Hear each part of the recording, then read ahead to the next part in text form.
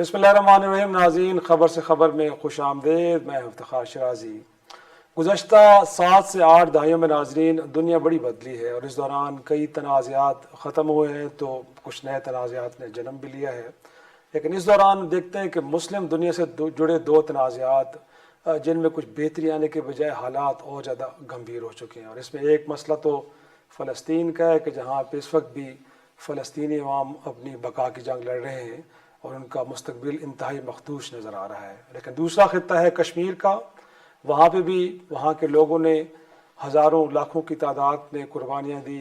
بھارت کی 7 لاکھ سے زائد فوج کو آج بھی وہاں پہ بھگتا جا رہا ہے. اور اس دوران ہم دیکھتے ہیں کہ اس مسئلے کو حل کرنے کے لیے 2 نیوکلیر اسٹیٹس نے کوئی آگے بڑھنے کے بجائے ایک یک طرفہ اقدامات بھارت کی جانب سے دیکھنے کو ملا کہ ایک جو خصوصی حیثیت تھی مقبوضہ کشمیر کو، اس کو بھی بدل ڈالا. اور اب خدشات یہ ہیں کہ وہاں پہ ڈیموگرافی کو بھی تبدیل کیا جا رہا ہے اور بھارت ایک بڑے خوفناک عزائم سے آگے بڑھ رہا ہے.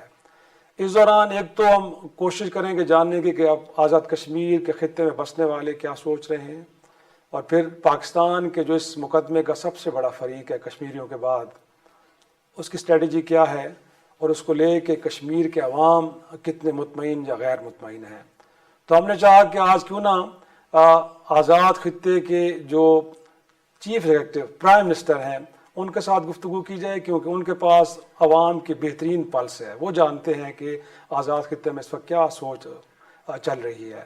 تو ہمارے ساتھ موجود ہیں ناظرین آج چودھری انوار الحق صاحب، وزیر اعظم آزاد کشمیر. سر بہت شکریہ ایک تو وقت دینے کے لیے. پہلے تو میں آپ کو مبارکباد دوں گا، اگرچہ مزاج نہیں ہمارے پروگرام کا، بٹ کیونکہ 2 سال آپ کو مکمل ہو گئے ہیں تو پہلے یہ جاننا چاہوں گا کہ 2 سال کا سفر گویا کہ پھولوں کی سیج یا کوئی کانٹوں کا ہار کہانی کیا، تھوڑا سا اس سے شروع کرتے ہیں پھر اس کے بعد آگے چلتے ہیں. دیکھیے شاہد صاحب، میں نے یہ 2 سال گزارے ہیں، اس میں کوئی ایک دن یا ایک لمحہ بھی ایسا نہیں تھا جہاں پہ میں یہ کہہ سکوں کہ یہ اسموتھ سیلنگ کا سال تھا یا اسموتھ سیلنگ کا دن تھا. چونکہ جب میں نے اقتدار سنبھالا 2023 20 فروری کا دن ہے، مجھے اپریل کا دن تھا، مجھے یاد ہے.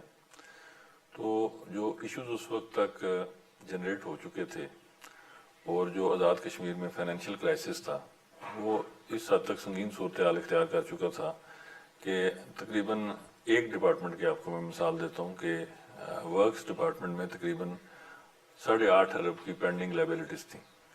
اور وہ ایسا وقت تھا جب مالی سال کلوز ہو رہا تھا اور نئے بجٹ کی آمد تھی. انتظامی لحاظ سے سستے آٹے اور سستے بجلی کی تحریک، اور اس سے پہلے مظفر آباد میں جو ڈیم کا ایشو تھا اور جو دریا ڈائیورٹ ہوا جب نیلم جیلم کی وجہ سے، اس بنیاد پر پچھلی حکومتوں میں تقریباً 160 دن تک دریا بچاؤ کمیٹی دھرنا دے چکی تھی، جو بعد میں ایکشن کمیٹی کی صورت اختیار کر گئی. اس سے پہلے پرائم منسٹر سے، جو پی ٹی آئی کے پرائم منسٹر تھے تنویر الیاس صاحب، ان کے دور میں پونچھ میں سستی بجلی کے مطالبے پہ جو عوامی رد عمل تھا اس کے نتیجے میں 9 پولیس والے زخمی ہوئے، پولیس کی گاڑیاں جلیں، ایس پی ڈی سی پہ 302 کے پرچے ہوئے. تو اور جو آٹے کا بحران تھا وہ اس شدت سے تھا کہ جب میں نے اقتدار سنبھالا تو آفٹر 24 آورس شاید مجھے یاد پڑتا ہو کہ عید کی ہالیڈیز ہو گئی، چھوٹی عید کی، اور رمضان کے آخری ایام تھے. تو وہ عید کی ہالیڈیز میں بھی خبر یہ آ رہی تھی جی کہ فلاں جگہ پہ لوگوں نے آٹے کا ٹرک لوٹ لیا، فلاں جگہوں پہ آٹا رک گیا ہے. تو ایک انتہائی نامساعد حالات میں، فل آف کرائسس انوائرمنٹ میں نے اقتدار سنبھالا. آج 2 سال گزرنے کے بعد میں اس حد تک ضرور کہہ سکتا ہوں کہ مجھے سرجیکل انٹرونشنز کرنی پڑی، اور اس میں جو نیکسز آف ایول ہے، mafias backed by disgruntled politicians اس کے پیچھے سیاستدان بھی تھے and protected by some unknown factors جن کے بارے میں یہاں گفتگو سر دست نہیں کی جا سکتی. اتنا اسٹرانگ نیکسس آف ایول تھا کہ اس نے بیسیکلی گورننس اسٹرکچر کو مکمل طور پر ہینڈی کیپ کر دیا تھا. تو وہ جو کہتے ہیں کہ اسٹیٹ ود ان اسٹیٹ، تو ایک اسٹیٹ کے ساتھ آپ کی لڑائی تھی ایک طرح سے. جو ود ان اسٹیٹ تھی وہ اسٹیٹ سے زیادہ طاقتور تھی. تو ایک ایسے ماحول میں کہ جہاں اسٹیٹس کو کا مقصد اور اس کو قائم رکھنے کی بنیاد ہی ایک ہو کہ آپ ریاست کو اور لوگوں کے مفادات کو مقدم نہ رکھیں، بلکہ ٹبر پال پروگرام جو ہے، جو میری ٹرمینالوجی ہے، اس کو آئینی طور پر یقینی بنائیں۔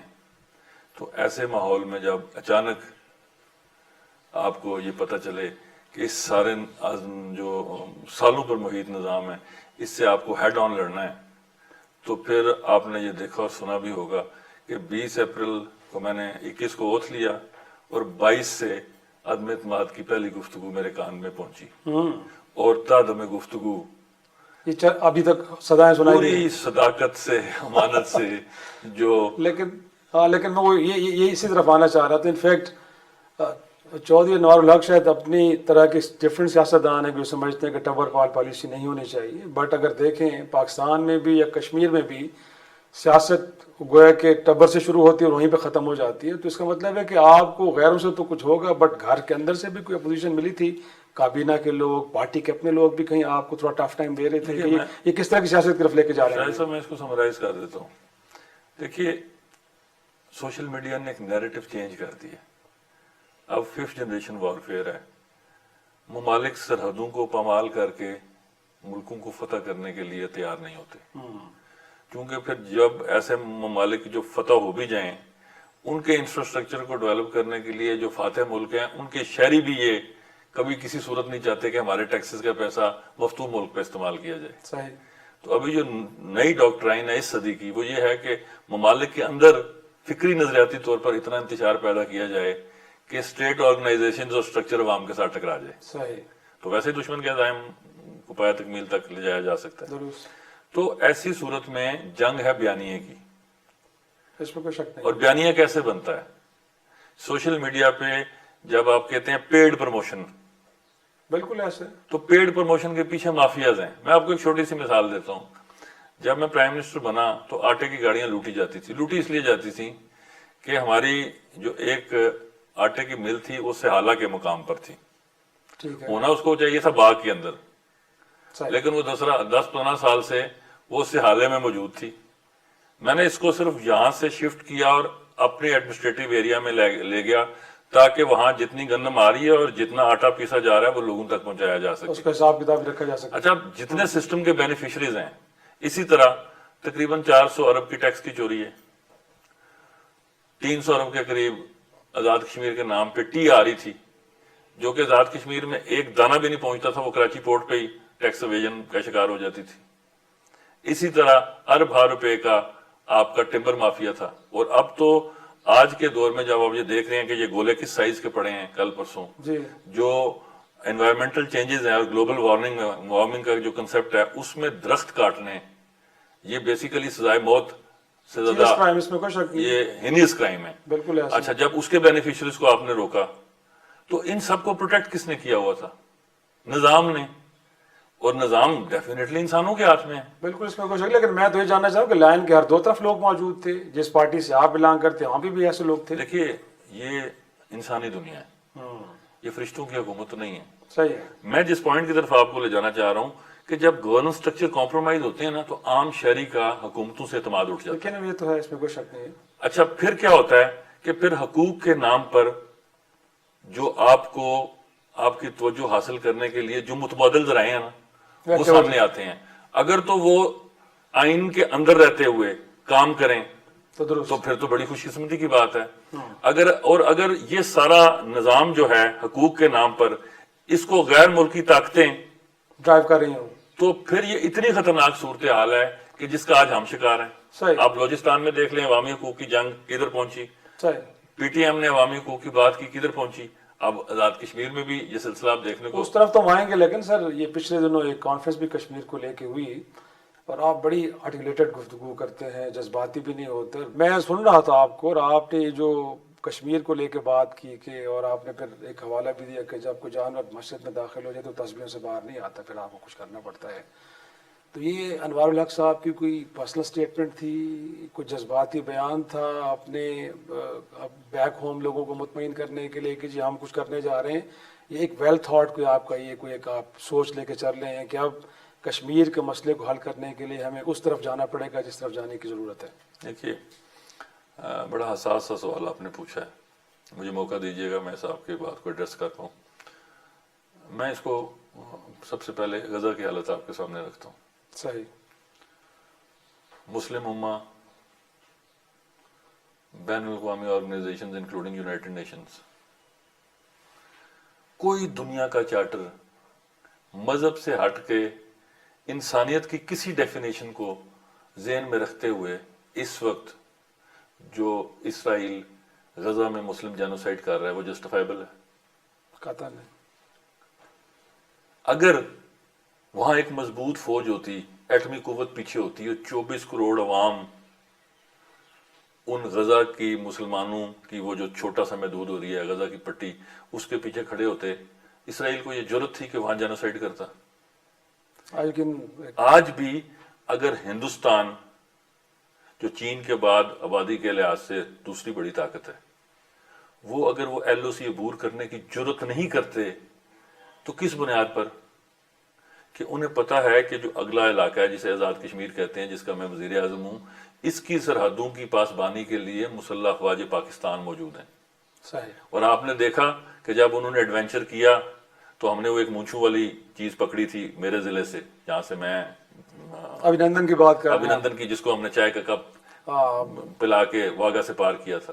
صحیح. تو انڈیا اور اس کی سارا جو اسٹیٹ سٹرکچر ہے، ان کو بالکل اس بات میں کوئی شائبہ نہیں ہے کہ ہمارے ایڈونچر کے نتیجے میں ہمیں شام سے پہلے اتنا خوفناک رد عمل کا سامنا کرنا پڑے گا کہ جو قابل برداشت نہیں ہوگا. صحیح. تو میں یہ جو بات کرتا ہوں کہ اگر آپ کے پاس اپنا حق دفاع خدا نخواستہ مسلوب یا معذور ہو چکا ہے، صحیح. تو پھر سیاسی، اخلاقی اور سفارتی حمایت کسی کام کی نہیں. اور اللہ پاک کی جو کتاب ہے، جو روز اول سے لے کر روز آخر تک ہماری رہنمائی کا واحد مرکزی منبع ہے، جب اس میں یہ کہہ دیا گیا ہے کہ جہاد فی سبیل اللہ مسلمان کا زیور ہے، تو پھر اس پر معذرت خانہ رویہ اپنانا یہ آج کے دانشوروں کا سب سے بڑا المیہ ہے. صحیح. کہ وہ پتہ نہیں کس کے سامنے اپنے آپ کو قابل قبول بنانے کے لیے قرآن پاک کی ٹرمینالوجیز کو بھی استعمال کرنے سے ڈرتے ہیں. صحیح. اگر آپ کہنے سے ڈرتے ہیں تو خدا نخواستہ کرنے کی نوبت تو آئے گی نہیں آپ کی زندگی میں. درست ہو گیا. لیکن مجھے ایک چھوٹی سی بریک کے لیے کہا جائے، بڑے اہم نقطے پہ آپ گفتگو لے کے آئے ہیں. لیکن جو بات پرائم منسٹر آزاد کشمیر کہہ رہے ہیں، کیا وہاں کے عوام اور بالخصوص جو مقدمے کا دوسرا بڑا فریق پاکستان، کیا وہ بھی یہ سوچ رکھتا ہے کہ نہیں؟ ایک چھوٹی سی بریک سے واپس آئیں گے، گفتگو کے سلسلے کو آگے بڑھاتے ہیں. پروگرام میں ایک بار پھر خوش آمدید. چودھری صاحب، آپ نے بڑی اہم بات کی ہے اور آپ نے قرآن کا حوالہ بھی دیا، بٹ کیا یہ پال صاحب کو آزاد کشمیر میں عام شہروں میں بھی نظر آ رہی ہے کہ نو دس از دا ہائی ٹائم کہ ہمیں اب اس آپشن کی طرف جانا چاہیے، اور بالخصوص پھر ریاست پاکستان، آپ کو لگتا ہے کہ آپ کی بات کو سنا جائے گا اور اس آپشن کو آپ کہیں پریکٹیکلی دیکھا جائے گا؟ دیکھیے، جہاں تک تو پاکستان کی ریاست کی مختلف حکومتوں کی اور مختلف سیاسی جماعتوں کی اور عوام پاکستان کی بات ہے، تو میں نے تو کبھی ایک لمحہ کے لیے بھی یہاں مسئلہ کشمیر کے حوالے سے پالیسیز پہ کوئی کنفیوژن نہیں دیکھی. ہاں، مختلف حکومتوں کی ترجیحات میں جو آپ یہ کہہ سکتے ہیں کہ کبھی جو ہے زیادہ اگریسو ٹون نظر آئی اور کبھی آپ کو لیس اگریسو ٹون نظر آئی. صحیح. اگست 2019 کے بعد ڈیفینیٹلی جو کشمیر کی پالیسی میں جو ایگریشن تھی وہ آپ کو کم ہوتی نظر آئی. اب حالیہ دنوں میں مسلح افواج پاکستان کے سربراہ جنرل ناصر منیر تشریف لے گئے مظفر آباد، تو ان دنوں میں یہ میرا جو بیانیہ تھا کہ جی ہم اپنی حربی قوت استعمال کریں گے اور یون چارٹر ہمیں اجازت دیتا ہے، تو ڈیفینیٹلی جب پاکستان کے سارے چینلز نے، انڈین چینلز نے، بلکہ راج ناتھ سنگھ نے بھی اس پہ میری اسٹیٹمنٹ میں میرا نام لے کے اس پہ تبصرہ کیا، تو وہاں پہ مسلح افواج پاکستان کے سربراہ نے بڑے دو ٹوک انداز میں کہا کہ اس کشمیر کے لیے ہم نے 3 جنگیں لڑی ہیں، 7 اور لڑیں گے. تو پالیسی تو ڈیڈ کلیئر ہے. اس سے زیادہ کلیئرٹی اب کیا ہو سکتی ہے پالیسی میں؟ اچھا، ایشو کیا ہے کہ نظام نے ہمیں اس قدر زیر بار کر دیا ہے، ہماری رگوں میں بینیفیشری ہونے کا جو وہ وائرس ہے اس حد تک سرایت کر چکا ہے کہ ہم قومی سلامتی کے تقاضوں کو اور نیشنل ایجنڈے کو پوری دلیری کے ساتھ بیان کرنے سے بھی قاصر ہوتے چلے جا رہے ہیں. یہ خوفناک بات ہے. جو آپ کو ہائی مورل گراؤنڈز چاہیے اپنا معافی ضمیر بیان کرنے کے لیے، اگر وہ آپ نہیں کر پائیں گے، مثلا میں نے کرنا شروع کیا صحیح. تو اس کی پرائز کیا ہے؟ روز ہر دن ایک دن کے وقفے سے افغانستان سے میرے خلاف جو وہاں پہ جو مقیم جو یہاں سے آزاد کشمیر سے ڈسگرنٹلڈ ایلیمنٹس ہیں وہاں سے بیٹھ کے وہ کبھی وہ فدائی حملوں کی وہ بات کرتے ہیں، صوبہ بندی کر رہے ہیں. کبھی وہ ابھی ہم نے ایک یہ نیکسس آف ٹیرر جو ہے اس کو انفولڈ کیا ہے. تو پرائز تو ہے، اس میں آپ کی زندگی بھی جا سکتی ہے، لیکن میری زندگی جو ہے افغانستان میں بیٹھے ہوئے کسی دہشت گرد کے ہاتھ میں نہیں ہے. میری زندگی اس قادر مطلق کے ہاتھ میں ہے جس نے یہ انسانی دنیا اور مجھ جیسے ناچیز کو بھی تخلیق کیا ہے. صحیح. اگر میں ایمان کی اس بنیادی قوت سے بھی محروم ہوں تو میں نے پھر گفتگو کیا کرنی ہے، اور اس پر عمل کا تو سوچنے کا سوال ہی پیدا نہیں ہوتا ہے. صحیح. تو پرائز تو آپ کو ہر چیز پہ پے کرنی ہے. اگر آپ کو مافیا سے ٹکرانا ہے، معاشی مفادات لوگوں کے متاثر ہوں گے تو وہ آپ کو واپسی پہ وہ آپ کو چاہیں گے کہ وہ آپ کو نظام سے اٹھا پھینکیں. اسی طرح اگر آپ کو نیشنل ڈاکٹرائن کی یا کشمیر کی آزادی کی بات کرنی ہے، نظریہ الحق کی بات کرنی ہے، تو جتنی سپوائلرز ہیں جس میں ہندوستان اور اس کی جو خفیہ ایجنسیاں سر فہرست ہیں، وہ اپنے جتنے ایسٹس ہیں وہ ان کو آپ کے خلاف استعمال کریں گے. It's not a easy job. آپ نے جو کہنا ہے اس کی قیمت ہے. صحیح ہے. اگر آپ وہ دینے کے لیے تیار ہیں تو آپ کہنے کی جرت رکھتے ہیں، اگر آپ دینے کے لیے تیار نہیں ہیں تو کرنا تو بڑی دور کی بات ہے، آپ کہنے کی ضرورت بھی نہیں رکھتے. صحیح ہے. آپ تو چلو کہہ تو رہے ہیں، بٹ یہ بھی ایک تنقید آتی ہے کہ عام جو عوام ہے وہ ڈسکنیکٹ ہے لیڈرشپ سے، ان کے درمیان ایک گیپ ہے. سر یہ گیپ واقعی وہاں پہ ہے؟ اگر ہے تو پھر کیوں ہے؟ اچھا، جب آپ ڈیلیورنس نہیں کرتے، پبلک کے ٹیکسز کے پیسوں کو واپس پبلک کی طرف نہیں موڑتے، آپ بیرون ملک جائیدادیں بنانے پہ لگ جاتے ہیں، آپ کی جو گورننس سسٹم ہے اس کی ٹرانسپیرنسی سوالیہ نشان بن جاتی ہے، تو پھر یہ جملہ آپ کو سننا پڑتا ہے کہ مسلح افواج پاکستان جو گورننس کے گیپس ہیں اور گورننس میں جو بیڈ گورننس ہو رہی ہے وہ گیپس وہ اپنے خون سے بھر رہے ہیں. پھر یہ جملہ تو آپ کو سننا پڑے گا. یقیناً. تو میں نے 2 سال میں کیا کیا ہے کہ گورننس کو واپس آئین اور قانون کے اندر بند کرنے کی کوشش کی ہے. صحیح. اب میری حکومت کے خلاف کوئی معاشی سکینڈل نہیں ہے. دنیا جہان کی گفتگو آپ سنیں گے لیکن کسی صحافی کے پاس ڈاکومنٹڈ ایویڈنس نہیں ہوگا کہ یہاں کنٹریکٹس میں، ان کے ایوارڈ کرنے میں، ڈیولپمنٹ انفراسٹرکچر میں بلینز آف روپیز خرچ کرنے میں کوئی بیڈ گورننس کی گئی ہے. تو کوشش کیا ہے کہ عوام کا اعتماد گورننس سسٹم پہ بحال کیا جائے. وہ کیسے بحال ہوگا؟ جب آپ مائنس می کے فارمولے پہ آئیں گے، مائنس مائی فیملی کے فارمولے پہ آئیں گے، جب آپ کے اثاثے، آپ کی زندگی، موت، آپ کے بچے، آپ کے پاس کوئی سیکنڈ آپشن نہیں ہوگا. آپ نے جینا بھی اس ملک میں، آپ نے مرنا بھی اس ملک میں. صحیح. تو پھر لوگوں کو یہ یقین آئے گا کہ یار یہ ہم میں سے ہے اور یہ بھاگ نہیں جائے گا یا یہ ملک چھوڑ نہیں دے گا. صحیح. تو جب تک یہ کنسپٹ گورننس کا آپ واپس نہیں لائیں گے، گورننس کے گیپ فل نہیں ہو پائیں گے.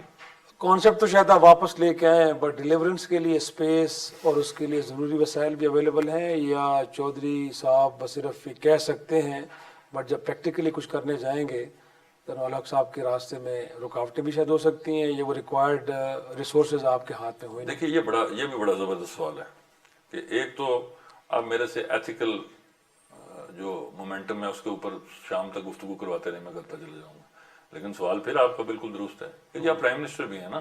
جی جی. محض آپ کو رسپونڈ کرنا گفتگو کی حد تک آپ کا کام نہیں ہے، وہ تو پھر آپ اینکر پرسن بن کے کیجیے. صحیح. اگر پرائم منسٹر ہے تو ڈیلیورنس کیا ہے؟ تو وہ کمال ہے کہ انتہائی نامساعد حالات میں جب کانٹے ہی کانٹے ہیں، پاؤں کے تلووں سے لے کر سر کے بالوں تک ہر عضو جو ہے جسم کا وہ لہو لہان ہے، لیکن جو آزاد کشمیر کا انفراسٹرکچر ہے اور جو ڈیولپمنٹ پورٹ فولیو ہے اس کی رفتار پہلے سے دگنی کر دی گئی ہے. یہ ہے وہ اصل کام جو میں نے کیا ہے. صحیح. اور اس کی مثال کیا ہے کہ 3 روپے بجلی اور 2000 روپے من آٹا دینے کے بعد مجھے آلموسٹ ایک مالی سال میں 71 ارب کے ڈیفیسٹ کا سامنا تھا. گزشتہ مالی سال تو فیڈرل گورنمنٹ نے میری مدد کر دی، 23 ارب روپیہ انہوں نے گرانٹنگ ایڈ کی صورت میں دے دیا. صحیح. اس سال ابھی 3rd کوارٹر مکمل ہو گیا 31 مارچ کو، ایک سنگل ٹیڈی پیسہ اس ماد میں نے فیڈرل گورنمنٹ سے نہیں لیا. اپنی اون ریسیٹس کو انکریز کیا، اپنے ریکرنگ بجٹ سے اپنا نان ڈیولپمنٹ ایکسپینڈیچر کو اس حد تک میں نے کنٹرول کیا کہ بہت سارے دوستوں کی چیخیں نکل گئیں، صحیح جس میں پہلی مثال پرائم منسٹر ہاؤس کے بجٹ کی ہے صحیح کہ گزشتہ سال میں نے اپنے نصف سے زیادہ بجٹ سرنڈر کیا کہ پاکستان کے چاروں صوبوں میں اور فیڈریشن میں کہیں آپ یہ مثال نہیں ڈھونڈ سکتے. صحیح میرے پاس کوئی سوابدیدی سٹاف نہیں ہے، کوئی نئی گاڑی نہیں خریدی گئی، 400 کے قریب گاڑیاں جو ہیں وہ نیلام کر دی گئیں. میں قومی خزانے میں ہر ہفتے اکاؤنٹنٹ جنرل سے اس طرح حساب کتاب کرتا ہوں جس طرح گھر کی بیگم جو ہے وہ اپنے بجٹ کو دیکھتی ہے کہ 15 دن گزر گئے آپ کیا کرنا ہے. ہر ہفتے یہ فائنینشیل ڈسپلن میں نے نافذ کر کے رکھا ہوا ہے. تو اس کا نتیجہ کیا ہے کہ تمام تر سیاسی ناہمواریوں کے باوجود، مافیا سے ٹکراؤ کے باوجود، جو بھارت اور اس کی خفیہ ایجنسیاں ان کی ساری مکاریوں کو سامنے رکھتے ہوئے، لا اینڈ آرڈر کی ساری سچویشن کو سامنے رکھتے ہوئے، اور جو پھر میری گورننس ہے جو وہ قائم ہے 3 جماعتوں پہ، صحیح اور وہ تینوں جماعتیں ایسی ہیں جنہوں نے آپس میں ایک دوسرے کے خلاف الیکشن لڑا ہوا ہے. صحیح تو اس غیر فطری اتحاد کو بھی اللہ پاک کے فضل اور اس کے کرم سے اور اس کے پیارے حبیب صلی اللہ علیہ وسلم کی رحمت کے صدقے 24 ماہ میں نے ڈیلیورنس کے اعتبار سے ایک دن کمزور نہیں پڑنے دیا. یقیناً نبا میں وہ دیکھنے کو ملتا بھی ہے کہ وہاں پہ کم از کم روز کوئی ٹانگیں کھینچنے والی کہانی میں دیکھنے کو نہیں مل رہی. لیکن اگین اس بات کی ایکسیپٹنس عوام کی اینڈ پہ بھی ہے، اور مور امپورٹنٹلی کیونکہ ہم جب بلوچستان کی بات کرتے ہیں یا پھر ہم کے پی کے کچھ اضلاع کی بات کرتے ہیں کہ جہاں پہ ایک احساس محرومی پایا جاتا ہے، کشمیری عوام بھی پاکستان کو لے کے کہیں نہ کہیں اس بات کا گلہ کرتے ہیں کہ وہ ڈپرائیوڈ ہیں یا وہاں پہ وہ آزادیاں نہیں ہیں کہ جو ہونی چاہیے. اس حوالے سے بھی کچھ تھوڑا بتائیں. دیکھیے 2 باتیں میں آپ سے کرنا چاہوں گا. جب نظام زمیں بوس ہوتا ہے تو پھر تشریحات جو ہیں وہ متاثرین اپنی اپنی عقل، فہم اور اپنی فکری اور انتظامی تجربوں کی بنیاد پر کرتے ہیں. بٹ سر اس کی ریزن بھی تو کچھ ہوتی ہے نا. اچھا، اتنی بھی مصنوعی نہیں ہوتی نا. نہیں، میں عرض کرتا ہوں نا، جب نظام زمین بوس ہوتا ہے تو اس کی بڑی ٹھوس ریزنز ہوتی ہیں. میں مثال دیتا ہوں نا آپ کو. مثلا یوتھ کا سب سے بڑا پرابلم کیا ہے؟ میرٹ پہ انڈکشنز، جاب اپرچونٹیز، بالکل ایسے ہے. اور اسٹیٹ کے اداروں کی جانب سے ان کی عزت نفس کو کمپرومائز کیے بغیر ان کو فری اور فیئر امپارشل کمپٹیشن میں حصہ لینے کا حق. جب آپ یہ حق متاثر کر دیں گے تو وہ کیا ہوگا؟ اس سے پہلے ذاکر پبلک سروس کمیشن کیسے بنتا تھا؟ چیئرمین پرائم منسٹر اپنی مرضی سے لگاتا تھا. 10 ممبران پبلک سروس کمیشن اضلاع میں بانٹ دیے جاتے تھے، وہ وزراء اپنی مرضی سے ریکمینڈ کرتے تھے. تو پھر اس کے نتیجے میں ہوتا کیا تھا کہ عام طالب علم جو شہری ہیں، جنہوں نے اپنے بچوں کو اپنی زمینیں بیچ کے، جانور بیچ کے اعلیٰ تعلیم دلوائی ہے، وہ آ کے پبلک سروس کمیشن میں ان کا سارا ٹیلنٹ اور ذہانت کمپرومائز ہو جاتی تھی. اس دفعہ میں نے کیا کیا کہ سارے نظام کو نیست و نابود کرتے ہوئے جڑ سے اکھاڑ پھینکا. پبلک سروس کمیشن کا چیئرمین ایسے بندے کو لگایا کہ جسے میں فون کرنے کی ضرورت نہیں رکھتا. ممبرز وہ لگائے کہ جو صبح ممبرز بنے تو انہیں پتہ نہیں تھا کہ وہ ممبر بن گئے ہیں، اور آج دن تک وہ مجھے بھی نہیں ملے. اور اس کا نتیجہ کیا ہے کہ کسی رکشا ڈرائیور کا بیٹا، کسی پتھر مزدور کا بیٹا گزٹڈ ملازم آج گزٹڈ آفیسر بھرتی ہو گیا. اسی طرح این ٹی ایس میں نے 3000 ٹیچر بھرتی کیے. 10 نمبر ہم نے رکھے ہوتے تھے کہ جی وہ 10 نمبر ہوں گے انٹرویو کے. اس میں ہم کیا کرتے تھے کہ جو غریب کا بچہ جو انتہائی ذہین ہوگا، ایک عام شہری جس کی کوئی سیاسی سفارش نہیں ہے، اس کو 70 نمبر سے پیچھے 15 پہ لے آنا، اور جو 50 والا ہے اس کو 70 پہ لے جانا. میں نے وہ نظام بھی ختم کر دیا. پہلی دفعہ آزاد کشمیر میں ایسی شفاف بھرتی ہوئی محکمہ تعلیم میں کہ جتنے بچے تھے جب ان کے انٹرویوز کیے گئے تو انہوں نے کہا جی اگر یہ میرٹ کا نظام واپس نہ آتا تو ہماری تو 100 سال میں کوئی بھرتی نہ ہوتا. یہ تو آپ نے کر دیا نا ایک طرح سے میرٹ کا نظام، بٹ کیا سیاسی میرٹ کا نظام بھی وہاں پہ ہمیں دیکھنے کو ملے گا؟ کیونکہ ماضی میں اب دیکھتے رہے ہیں کہ وہاں پہ بھی ہائبرڈ رجیم تو رہے ہیں نا. لوگوں کو منتخب شاید نہیں کیا گیا، یا جہاں سے ڈیسیجن لیا گیا کہ یہ لوگ بیٹھے ہیں کانان اقتدار میں، وہی لوگ بیٹھے ہیں.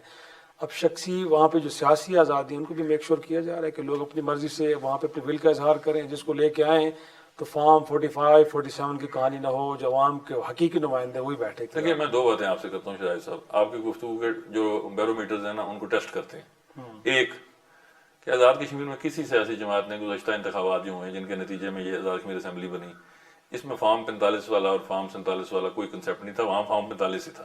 ٹھیک ہے. انتخابات میں کوئی دھاندلی نہیں تھی. ٹھیک. صحیح. دوسری بات جو آپ کہتے ہیں کہ ہائبرڈ رجیم تھی، عوامی ایکشن کمیٹی نے 2 مارچز کیے.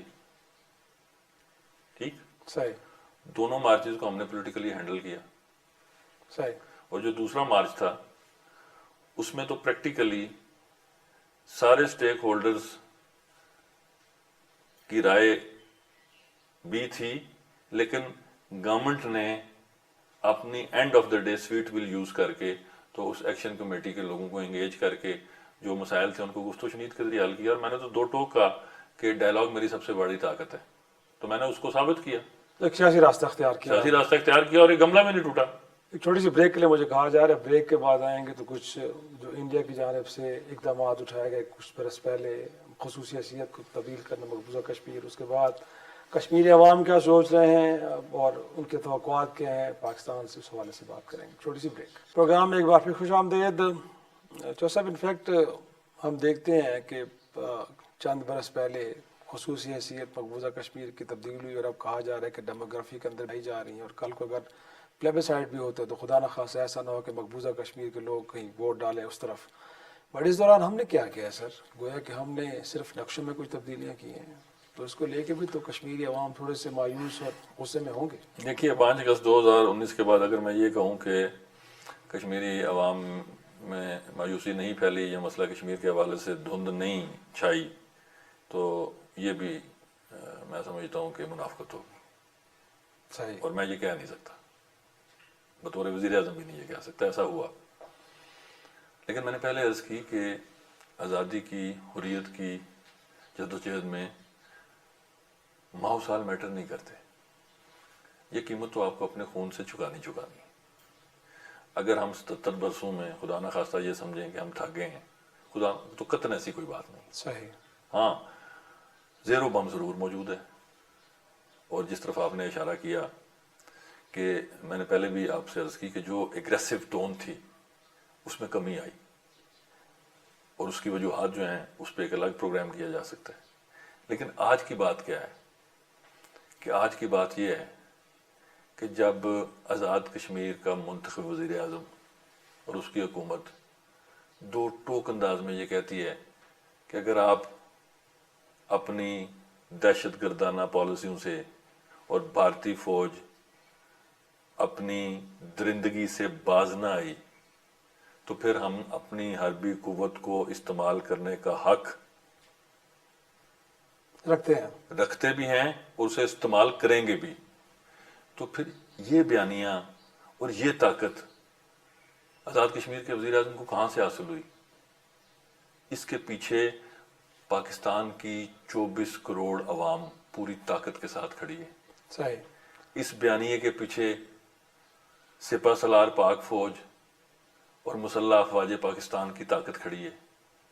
آزاد کشمیر خدا نہ خواستہ غزہ نہیں ہے، اس کی پشتبانی ایک ایٹمی ملک مملکت خدا داد پاکستان کر رہا ہے. درست کہہ رہے ہیں آپ، لیکن ہم اس دوران دیکھتے ہیں نا کہ وہاں پہ تو بڑا اگریسولی انڈیا آگے بڑھ رہا ہے. جیسے میں نے کہا خصوصی حیثیت کو ختم کر دینا، پھر ڈیموگرافی کے اندر تبدیلی لے کے آنا، اور اس دوران ایک ایکسٹرا مائل آگے جا کے گویا کہ پاکستان کو انٹرنلی بلیڈ کر رہا ہے. جیسے آپ نے بھی فرمایا کہ صرف بلوچستان کے اندر نہیں، کے پی کے اندر نہیں، بلکہ اے جے کے کے اندر بھی آپ کو بھی ہٹ کیا جا رہا ہے سر.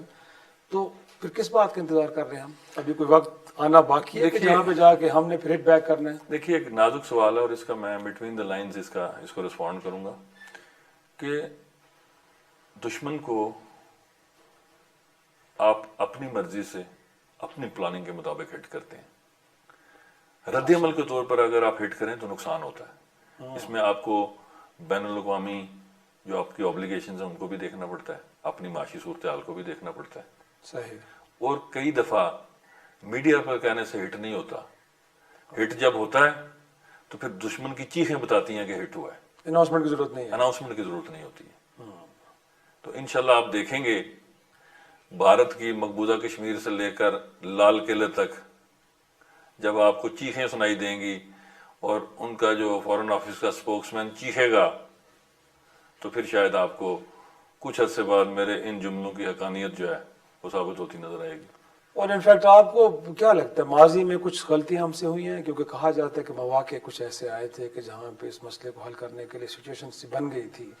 بٹ اگر جنرل مشرف کا دور لے کر ہم نے 10 سال کا سیز فائر کیا کنٹرول لائن پہ. اس دوران کہا جاتا ہے کہ ہندوستان نے اس کنٹرول لائن کو پرماننٹ بارڈر میں بدل دیا. پھر اس کے بعد پاکستان کے اندر جو ایک کشمیر کو لے کے بھی ایک دوسرے کے خلاف الزام تراشی ہوتی ہے. اور کہیں نہ کہیں ملٹری اسٹیبلشمنٹ کے کچھ کرداروں کو کہا جاتا ہے کہ جب انہوں نے کشمیر کا سودا کیا. آپ سسٹم کے اندر بیٹھے ہیں سر, انفارمیشن براہ راست آپ تک آتی ہے, آپ اس کو ایویلویٹ بھی کرتے ہیں, انالائز بھی کرتے ہیں. ان معاملات کو لے کے جو باتیں کی جاتی ہیں ان میں کتنی کو جان ہے, کتنی صداقت ہے؟ دیکھیے میں آپ سے عرض کرتا چلوں کہ بطور وزیر اعظم تو شاید میں آپ کے سوال کا جواب آج نہ دے پاؤں, لیکن بطور سیاسی کارکن سابق وزیر اعظم ہونے کے بعد آپ مجھ سے یہ سوال پوچھیے گا, میں بطور تجزیہ نگار, بطور صحافی, بطور اینکر پرسن آپ کا یہ قرض انشاءاللہ بماسود اتاروں گا. انٹرسٹنگ. لیکن ہم کہہ سکتے ہیں نا جو آج اب بات کر رہے ہیں کہ ہم اس پرائم آفیشلی مجھے آپ کے سوال کی حقانیت سے انکار نہیں ہے. بالکل ٹھیک ہو گیا, مجھے جواب بھی ملا ہے. لیکن اگین میں ایک سیکنڈری کوشچن بھی ساتھ فالو اپ کوشچن کرنا چاہ رہا ہوں کہ جس آپشن کی آپ بات کر رہے ہیں, ماضی میں ہم نے دیکھا ہے کہ سر بہت ساری تنظیمیں شاید جو کشمیر کا مقدمہ آن گراؤنڈ ڈال رہی تھیں, بٹ ہم نے عالمی دباؤ پہ آ کے ان جماعتوں کو کالعدم قرار دیا. اس سارے جو لوگ والنٹیئرلی ایسا کچھ کر رہے تھے ان کو ہم نے کہیں پابند سلاسل کر دیا سر. تو اب جو بات آپ کر رہے ہیں ہم امید رکھیں کہ ایک دفعہ پھر لوگ آئیں گے اور کہیں گے کہ ہاں بالکل کشمیر کا مقدمہ ایک بڑا جینون مقدمہ ہے, اور اس مقدمے کو لڑنے کے لیے ہم اگر پریکٹیکلی بھی اپنا رول پلے کرنا پڑے تو کریں گے. دیکھیے اس کا مختصر اور غیر جامع جواب میں اس طرح دینا چاہوں گا کہ نظریے اور عقیدے کی افاقیت کی بنیاد پر کی جانے والی جدوجہد جو ہے وہ بین الاقوامی دنیا کا دباؤ برداشت کر جاتی ہے. اگر گفتگو ذاتی مفاد یا اقتدار کی طوالت کے حوالے سے کی جائے تو پھر ناقابل تلافی نقصان بھی ہوتا ہے. اور شاید ہم اس طرف بڑھ رہے ہیں, آپ کہنا کیا چاہ رہے ہیں؟ اس سے زیادہ شاید اس وقت میں کچھ کہنے کی پوزیشن میں نہیں ہوں, لیکن آج کی بات یہ ہے کہ اگر آپ کہنے کی جرت رکھتے ہیں تو کم از کم کہیں تو صحیح, تو پھر اس پر عمل درآمد ہونے میں بھی کوئی زیادہ دیری نہیں ہوتی. صحیح. اس کی مثال اس طرح ہے کہ اگر آپ گاڑی میں بیٹھ گئے ہیں یا آپ نے خرید لی ہے جی جی تو پھر ڈرائیونگ سیکھنا کوئی زیادہ مشکل کام نہیں ہے. ڈرائیور کے لیے گاڑی خریدنا بہت مشکل کام ہے, گاڑی کے مالک کے لیے ڈرائیونگ کرنا اور ڈرائیونگ سیکھنا بہت آسان کام ہے. صحیح. اور انفیکٹ ہم اگر پاکستان کی بات کریں, آپ کو لگتا ہے کہ یہاں پہ جو سیاستدان ایک دوسرے کو حد پہ تنقید بناتے ہیں, کشمیر کے مقدمے میں کوئی کوتاہیاں رہ جاتی ہیں, کجیاں رہ جاتی ہیں, شاید ہماری سیاست کے اندر مرکزی نقطہ نہیں رہا اب یہ بھی آپ کو لگتا ہے کہ درست ہے, کہیں نہ کہیں ایسا ہی ہے؟ دیکھیے دو چیزوں پر پاکستان میں اتفاق رائے آج بھی موجود ہے, اور وہ بنیادی طور پر پاکستان کی بقا ان دو بنیادی مقاصد سے مشروط ہے. ایک پاکستان کا ایٹمی پروگرام اور ایک مسئلہ کشمیر. جس دن خدا نخواستہ اس پر بھی پولرائزیشن پیدا ہوئی وہ دن انتہائی تشویش کا ہوگا, لیکن ابھی تک الحمدللہ ایسی کوئی بات میرے سامنے نہیں آئی. صحیح. ایک ناظرین چھوٹا سا بریک کے بعد پروگرام کے آخر سے میں کچھ بات کریں کہ دہشت گردی کو لے کے کہ جو اس وقت پاکستان کو بڑا مشکل صورتحال سے دوچار کیے ہوئے ہے, اور کہا جاتا ہے کہ اب اس کے کہیں فٹ پرنٹس ہمیں آزاد کشمیر میں بھی دیکھنے کو مل رہے ہیں. اگر ایسا کچھ ہے تو اس کے پیچھے کون سی طاقتیں کار فرما ہیں؟ ایک چھوٹی سی بریک کے بعد آئیں گے, وزیر اعظم آزاد کشمیر سے پوچھیں گے. پروگرام میں ایک بار پھر خوش آمدید. اس سے پہلے کہ جو بریک سے ہم بات کر رہے تھے دہشت گردی کے حوالے سے, میں کچھ چاہوں گا انٹرنیشنل کمیونٹی کا رول بھی اور پھر مسلم کمیونٹی کا رول کہ بھی کشمیر جیسا مسئلہ لیجیٹیمیٹ پرابلم, اور اس کے حوالے سے جو آپ کو لگتا ہے کردار OIC کا ہو, عرب لیگ کا ہو, کتنے کچھ آپ اس سے مطمئن, کتنے کو مایوس, پہلے اس پہ پھر UN کے بارے میں بھی آپ سے جاننا چاہیں گے.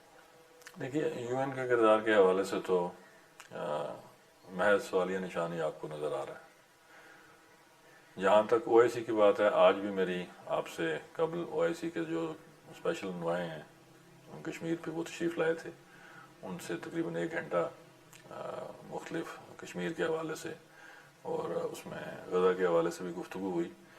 اور جو بین الاقوامی پارلیمانی جو کاوشیں ہیں OIC کی سطح سے, میں سمجھتا ہوں کہ وہ اس حوالے سے خوش آئند ہیں کہ جب بھی OIC کی کانفرنس ہوئی ہے, جہاں بھی ہوئی ہے, 57 ممالک نے مسئلہ کشمیر کے حوالے سے اپنے موقف کو بڑی جرت کے ساتھ بیان کیا ہے. اور مسئلہ کشمیر کے حوالے سے OIC کے پلیٹ فارم پہ کوئی ابہام نہیں ہے, اور جو ہمارا کنٹیکٹ گروپ ہے وہ آزاد کشمیر کی قیادت کو بطور مبصر انوائٹ کرتا رہتا ہے اور ہمیں اپنا موقف بیان کرنے کا موقع بھی ملتا ہے. لیکن میں پھر دوبارہ اسی جملے کی طرف آتا ہوں کہ اخلاقی، سیاسی اور سفارتی حمایت یہ کشمیریوں کی جدوجہد آزادی کو منطقی انجام تک پہنچانے کے لیے کافی نہیں ہے. جب تک آپ اس میں حربی طاقت کو بحال نہیں کریں گے، یہ جدوجہد طوالت اختیار کرتی جائے گی، اس میں کمی نہیں ہوگی. سر اس کو تھوڑا سا ایکسپلین کر دینا. آپ اتنے بار بار اس نقطے پہ آپ زور دے رہے ہیں، کیا ریاست آگے بڑھے یا گروپس آگے بڑھیں یا جو ایک انڈیجنس، کیونکہ ہم کہتے ہیں کہ خود کشمیری ایک اسٹرگل کر رہے ہیں، اس کے اندر کیا میکنزم کیا ہو؟ دیکھیے، اس میں جو آئیڈیل ترین بات ہے نا، جو ہمیں اقوام متحدہ کی چارٹر بھی اجازت دیتا ہے، کہ یہ چونکہ بھارتی دہشت گردی مسلط کی گئی ہے کشمیری عوام پر، تو اس کا پہلا رسپانس کس نے دینا ہے؟ کشمیری عوام نے. Indigenous movement supported by people from Azad Jammu and Kashmir. Pakistan کو سیاسی، سفارتی اور اخلاقی حمایت پوری قوت سے کرنی چاہیے، اور وہ یہ کر رہا ہے. صحیح. اگر پاکستان اس ساری تحریک کی سیاسی، اخلاقی اور سفارتی پشتیبانی نہ کرتا ہو تو پھر بہت سے مزید خطرناک سوالیہ نشان کھڑے ہو سکتے ہیں. ایسی صورتحال نہیں ہے. صحیح. تو سر اگر یہ اگین یہ آزادی کا محاذ ایکٹیو ہوتا ہے تو آپ نہیں لگتا کہ دو نیوکلیر اسٹیٹ، پاکستان بھی ہندوستان بھی، ایک عالمی دباؤ، پھر اس خطے کے اندر اب کہا جاتا ہے کہ ہندوستان امریکہ جیسے ملک کا ایک اسٹریٹجک پارٹنر ہے، تو بڑی مشکل صورتحال پیدا نہیں ہو جائے گی؟ دیکھیے، اگر مشکلات کے تصورات سے آپ فرار حاصل کریں گے تو پھر کیا دشمن آپ کو معافی دے دے گا؟ آپ نے خود فرمایا کہ بلوچستان سے لے کر خیبر پختونخوا تک اور اب کشمیر میں بھی جی پاکستان کو اور کشمیر کو اور بالخصوص آزاد کشمیر کو بلیڈ کرنے کی کوشش کی جا رہی ہے. تو مسلمان کی، مومن کا تو میں لفظ استعمال نہیں کرتا، بائی برتھ تو مسلم ہوں، بائی فیتھ مسلم ہونے کا بھی میں دعویٰ نہیں کرتا، لیکن مسلمان کا جو جذبہ ایمانی ہے جس قدر بھی ہے، اس کی بنیاد ہی ایک جملے پہ ہے: sovereignty belongs to almighty اللہ. اس میں کوئی شک نہیں ہے. میری جان مالک الملک کے قبضہ قدرت میں ہے. صحیح. اور اگر یہ جملہ درست ہے تو مجھے باقی دنیا سے کیا ڈرنا ہے؟ نہیں، ڈرنا تو نہیں چاہیے، لیکن جو گراؤنڈ ریئلٹیز ہیں چوہے صاحب، ان کو بھی تو سامنے رکھنا پڑتا ہے نا. کہا جاتا ہے کہ آپ جب اب سالانہ اجلاس ہوتا ہے اقوام متحدہ کی جنرل اسمبلی کا، کہیں سائڈ لائن پہ جب پرائم منسٹر آف پاکستان کی ملاقات ہوتی تھی تو سعودی عرب جیسا ملک، ترکی جیسا ملک، ایران جیسا ملک، اس طرح کے دیگر جو ہمارے ممالک، انڈونیشیا یا باقی، تو ایک اسٹیٹمنٹ جو دیکھنے کو ملتی تھی اس میں جہاں باقی معاملات کا ذکر ہوتا تھا کشمیر کا ذکر ہوتا تھا. لیکن آپ کی گزارش سی بات ہے، انفارمیشن اپڈیٹڈ رہتے ہیں. پچھلے 1-2 سالوں میں دیکھیں تو یہ چیزیں ہمیں اب مسنگ نظر آتی ہیں، نہیں ان کا اظہار ہو رہا. تو جب ہمارے دوست ممالک بھی اس معاملے پہ کئی گفتگو سے اعتراض کر رہے ہیں تو آپ کی اپروچ بڑی اگریسو، بڑی وہ ہے، بٹ کیا وہ پریکٹیکلی ٹرانسلیٹ ہو پائے گی؟ بچہ دیکھیے، میں ایک بات آپ سے کہتا ہوں کہ جب کوئی حملہ آور آپ کے گھر کی دہلیز پھلانگ کے آپ کے گھر کے اندر داخل ہو جاتا ہے تو پھر انسان کسی بین الاقوامی یا ملکی قانون کی پرواہ نہیں کرتا. اپنی بقا کے لیے پھر لا آف سروائیول کیا کہتا ہے؟ بیسک ہیومن انسٹنکٹ کیا ہے؟ کہ پھر آپ کو پوری قوت سے رسپونڈ کرنا ہے. اس میں آپ دشمن کو مغلوب کر پاتے ہیں یا خود مٹ جاتے ہیں. جب آپ کو دیوار سے لگا دیا جائے گا تو آپ کیا کریں گے؟ یا آپ سرنڈر کریں گے یا ریٹیلیٹ کریں گے. This is high time. This is high time, definitely this is high time. اور انفیکٹ اب اگر ہم نے جی اس اپنے ڈاکٹرائن کو پوری قوت اور جرت سے بحال رکھا ہوتا تو ہندوستان کی کیا جرت تھی کہ وہ ہمیں بلوچستان میں اور خیبر پختونخوا میں بلیڈ کر سکتا. صحیح. اور کچھ یہ جو ریسنٹ پاس میں ایک اپرائزنگ دیکھنے کو ملی، ڈسٹربنس اس کو کہہ لیں، اپرائزنگ تو نہیں کہیں گے، بڑا جو لفظ ہو جائے گا، بٹ ڈسٹربنس کے پیچھے بھی آپ کو کوئی فارن ایلیمنٹس نظر آتے ہیں، بالخصوص ہندوستان اس معاملے میں بھی کوئی اپنا منفی کردار ادا کرتا ہے؟ دیکھیے، میں تو آپ سے یہ عرض کرتا ہوں کہ جو ٹھوس ثبوت ہے میرے پاس، میں ان کی بنیاد پر بات کرنا چاہوں گا کہ آزاد کشمیر میں حالیہ دنوں میں ہم نے جو ایک ٹیررسٹ ایکٹیویٹیز کا جو ایک نیٹ ورک تھا اس کو پکڑا. ان کے تانے بانے افغانستان سے ملتے ہیں، اچھا، اور اس میں ہندوستان کی جو انٹیلیجنس ایجنسیز ہیں ان کا سگنیچر بڑا کلیئر نظر آتا ہے۔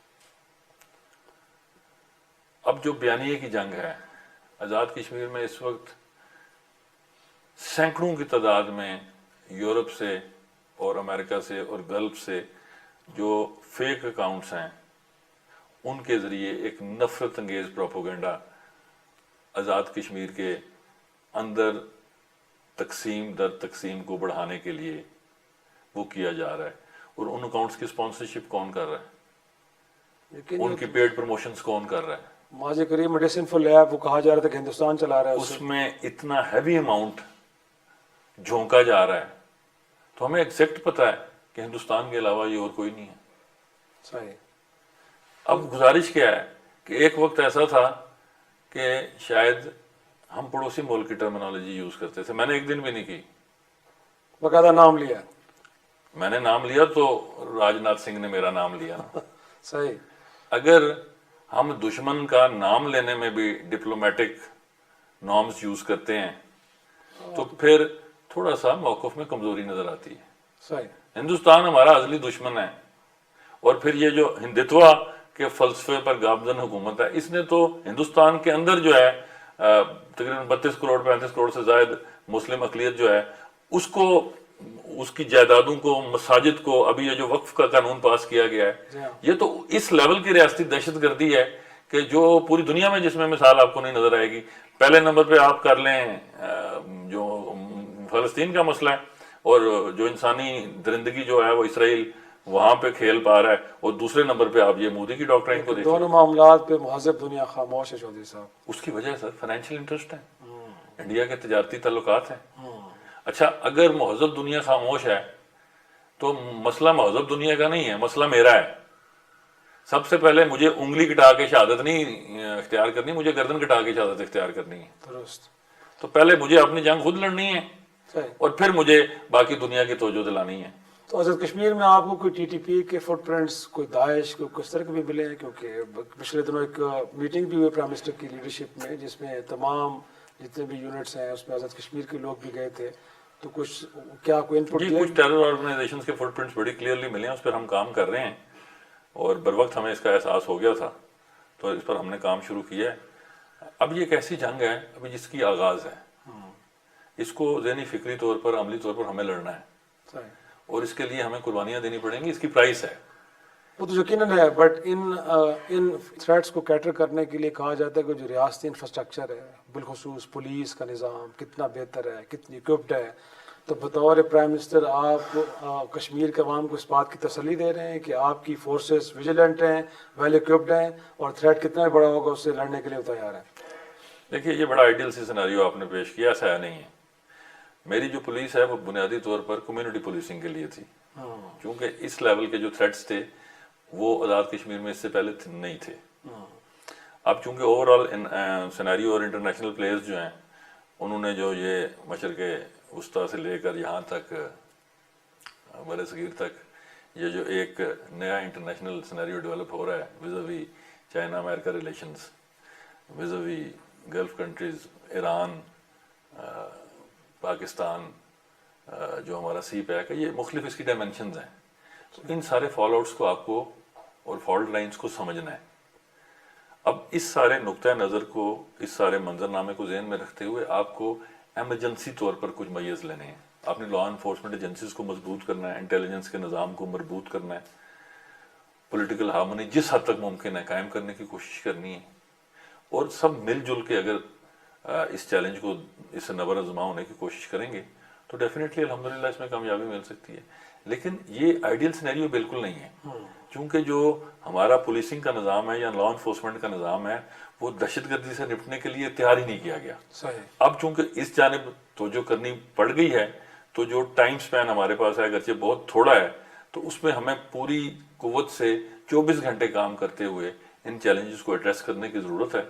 اور میں نے پہلے آپ کو کہا کہ اس کی ایک پرائس ہے، اور وہ پرائس ہمیں بطور قوم بھی اور بطور حکومت بھی اور مجھے بطور حکمران بھی دینے کے لیے تیار رہنا چاہیے۔ بہت شکریہ چودھری انوار الحق صاحب، وزیر اعظم مدد کشمیر صاحب کی گفتگو آپ نے ناظرین سنی۔ آج کے پروگرام کا اختتام یہیں پہ کرتے ہیں، اجازت دیجیے، خدا حافظ۔